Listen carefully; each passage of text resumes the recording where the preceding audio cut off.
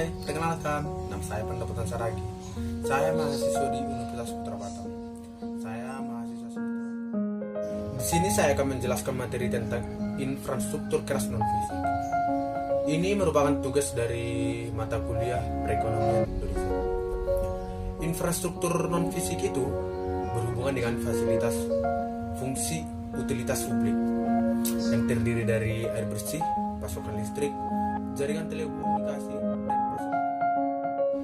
Yang pertama, saya akan menjelaskan air bersih. Air bersih itu merupakan kebutuhan pokok bagi masyarakat, di mana air bersih itu sangat penting bagi seluruh masyarakat untuk minum, untuk memasak, untuk mandi, nyuci, dan sebagainya. Dan seperti kita ketahui, di Indonesia itu dari dulu bermacam-macam permasalahan untuk air bersih. Seperti di kota-kota besar itu, seperti di Jakarta, dari dulu itu, dari waktu ke waktu menjadi permasalahan yang belum terpecahkan.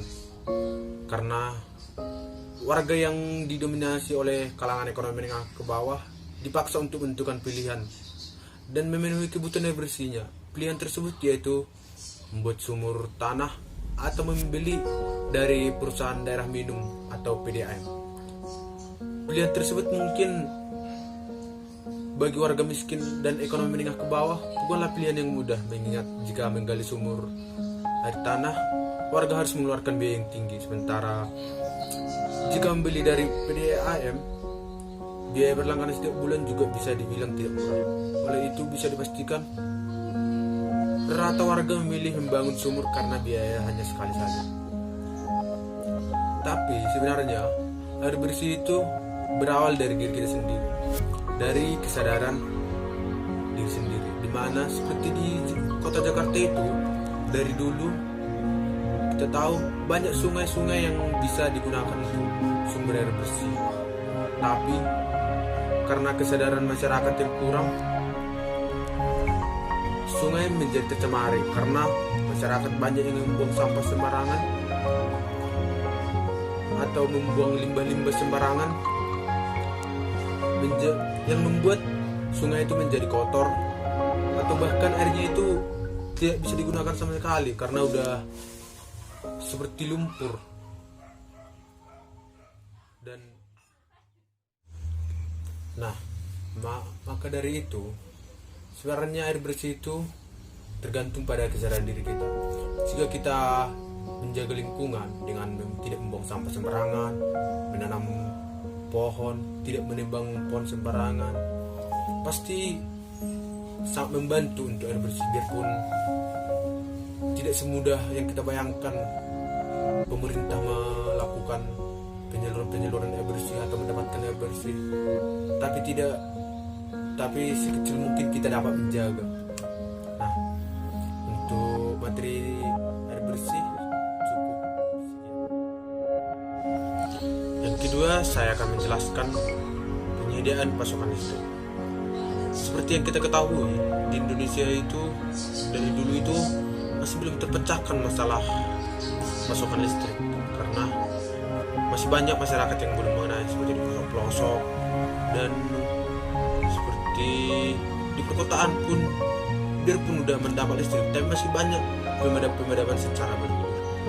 Dengan jumlah penduduk sekitar 250 juta jiwa, kapasitas total listrik di Indonesia itu masih sekitar 52.231 MW. Kapasitas listrik itu mungkin menerangi seluruh rumah tangga di tanah air yang berdasarkan Badan Pusat Statistik mencapai 61 juta rumah tangga. Namun belum semua rumah tangga itu dapat menikmati setrum, terutama yang tinggal di pedesaan dan wilayah terpencil. Berdasarkan Kementerian SDM, capaian elektrifikasi pada 2017 masih sebesar 94,83%. Elektrifikasi itu semacam perbandingan antara rumah tangga yang terlistriki dan rumah tangga yang belum terlistriki. Nah, mungkin sisanya itu ada sekitar 33,1 juta rumah tangga yang belum terlistriki. Nah, bukan jumlah yang sedikit, bukan. Jumlah 3,1 juta rumah tangga itu bisa dibilang hampir satu kabupaten ya. Kabupaten yang cukup besar, 3,1 juta rumah tangga. Dari total kapasitas pembangkit listrik di tanah air saat ini, pembangkit listrik tenaga uap masih mendominasi, yaitu sekitar 48% dari total kapasitas pembangkit listrik di dalam negeri. Nah, selanjutnya ada juga pembangkit listrik tenaga gas atau PLTGU yang sekitar 22% mungkin kapasitas listrik yang diciptakan dari situ. Nah, di posisi ketiga itu ada pembangkit listrik tenaga diesel yang sekitar 11% kapasitas listrik di Indonesia. Nah, selanjutnya ada juga dari pembangkit listrik tenaga mesin dan gas sebesar 8%. Nah, mungkin di Indonesia itu masih perlu dilakukan penambahan pembangkit listrik untuk bisa seluruh masyarakat di Indonesia dapat merasakan listrik. Seperti di pelosok-pelosok itu mungkin bisa lagi dicapai lagi, atau pemerintah itu melakukan suatu kebijakan supaya seluruh masyarakat di Indonesia itu merasakan gimana gitu listrik itu. Dan bahkan di perkotaan pun masih banyak pemadaman secara bergilir, mungkin seperti kurangnya kapasitas listrik yang diciptakan, masih kurang untuk jumlah rumah tangga yang ada di perkotaan itu. Nah, mungkin untuk Indonesia masih banyaklah membutuhkan tenaga pembangkit listrik supaya listrik di Indonesia itu semua dapat terpenuhi. Sekian dari pembahasan tentang yang ketiga, saya akan menjelaskan jaringan telekomunikasi. Mungkin di zaman sekarang jaringan telekomunikasi itu udah menjadi kebutuhan pokok ya, karena di mana-mana setiap orang itu harus membutuhkan jaringan telekomunikasi seperti untuk internet, telepon, dan lain-lain. Karena zaman sekarang itu di bidang-bidang pekerjaan atau seperti sekarang itu untuk sekolah aja harus menggunakan internet. Jaringan telekomunikasi itu adalah segenap perangkat telekomunikasi yang dapat menghubungkan pemakainya itu seperti manusia dengan pemakaian lain, sehingga kedua pemakai tersebut dapat saling bertukar informasi dengan cara bicara, menulis, menggambar atau mengetik pada saat jaringan telekomunikasi itu terdiri dari 3 bagian, yaitu perangkat transmisi, perangkat penyambung, dan terminal.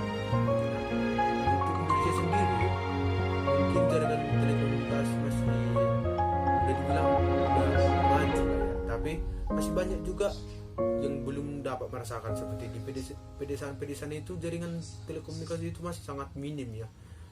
Bahkan ada pedesaan yang tidak bisa menggunakan jaringan telekomunikasi sama sekali. Mungkin pemerintah bisa melakukan pergerakan ya di bidang itu supaya semua masyarakat bahkan ke masyarakat pelosok-pelosok itu dapat merasakan jaringan telekomunikasi. Dan bahkan ada pulau di Indonesia ini yang tidak dapat jaringan telekomunikasi sama sekali. Nah, bahkan ada satu permasalahan yang menjadi masalah yang sangat kuat bagi jaringan telekomunikasi, yaitu listrik. Jaringan telekomunikasi sekarang masih tergantung pada listrik. Jika listrik mati, pasti jaringan telekomunikasi mati. Seperti Batam kemarin ada pemadaman listrik, jaringan telekomunikasi itu mati total. Dari situ kita ketahui bahwa jaringan telekomunikasi masih tergantung pada listrik.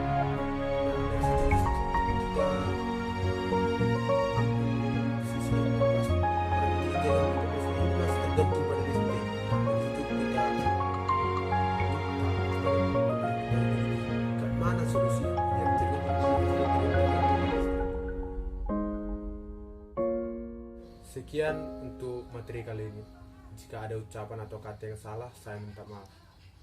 Jika ada kekurangan atau kelebihan, boleh di komen di bawah ya. Terus